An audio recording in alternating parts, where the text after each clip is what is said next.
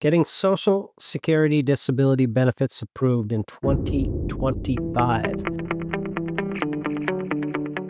I'm going to share with you 6 strategies to increase your evidence, maximize your chances of winning your disability benefits for these conditions.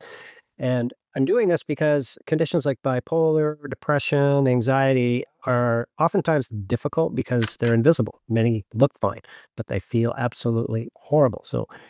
But it can be done because Social Security reports that that's the second most common way for individuals to get their disability benefits approved. So, what I'm going to share with you is based on my experience of doing this for almost 2 decades and what we have used and seen that's worked. And hopefully, it will for you.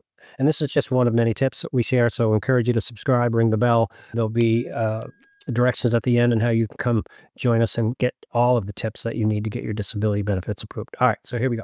First one is diagnoses for conditions like depression, bipolar, anxiety, on and on.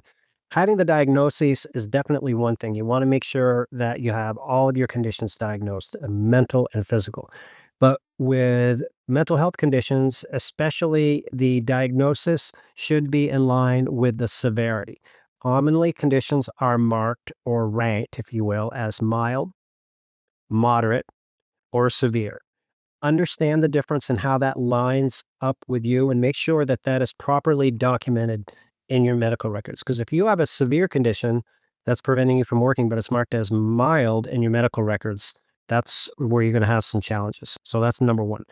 Persistence is number two. Like, how frequent do you have episodes of these? And again, are you journaling, documenting these, and making sure that the persistence is in your medical records? Because if there's a disconnect there, it's the same as point one that I brought up.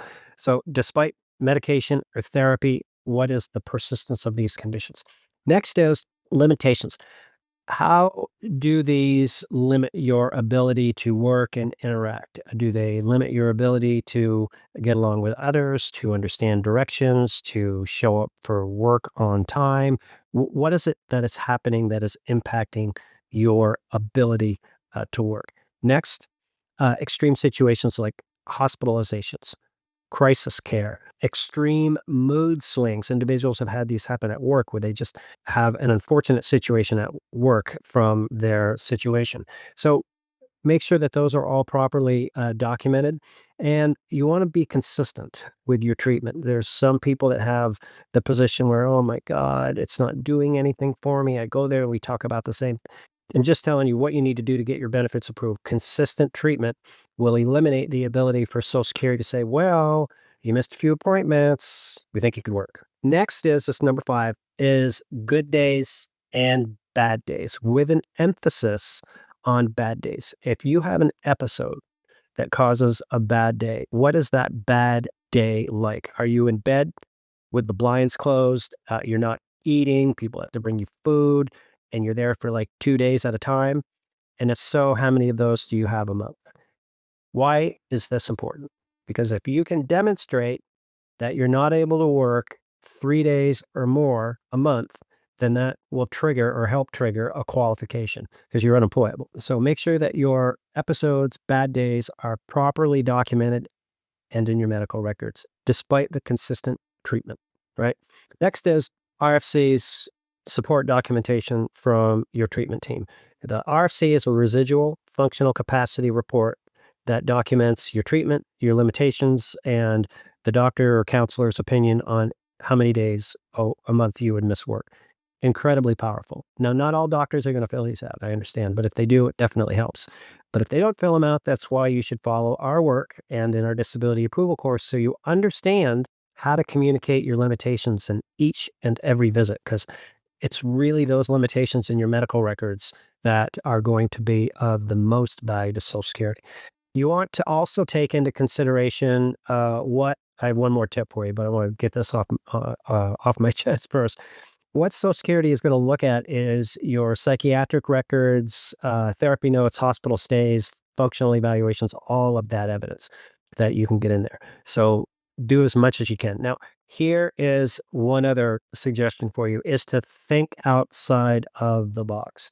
We've had recent situations where roommates have submitted testimonies about their roommate having anxiety episodes at night and what it's like and how long they're up and what they do and how frantic they become. So that's one thing. We have had other situations where we've worked with individuals and been in Zoom meetings asking them to explain their situation, and they've had panic attacks. So we've submitted that as evidence to Social Security. So other ways in which you can create evidence to help Social Security understand your situation, fully encourage you to do that.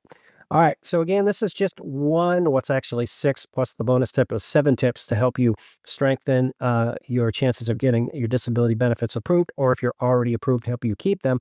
For more information to help you get approved and stay approved, I encourage you to join us as a member if you haven't already. There's no cost for it. Your profile, when you join us as a member, allows us to better understand your situation and your needs. And then you get connected with live support, people you can actually talk to here. We have 24/7 digital support. So if you wake up at 2 in the morning having an attack and you want to know how much money you can make and keep your benefits, then we have that answered for you. And then we have support groups and live events. So that truly is the best way that we can help you. So thank you for watching the video. I hope that this helps you get approved. Make it a great day.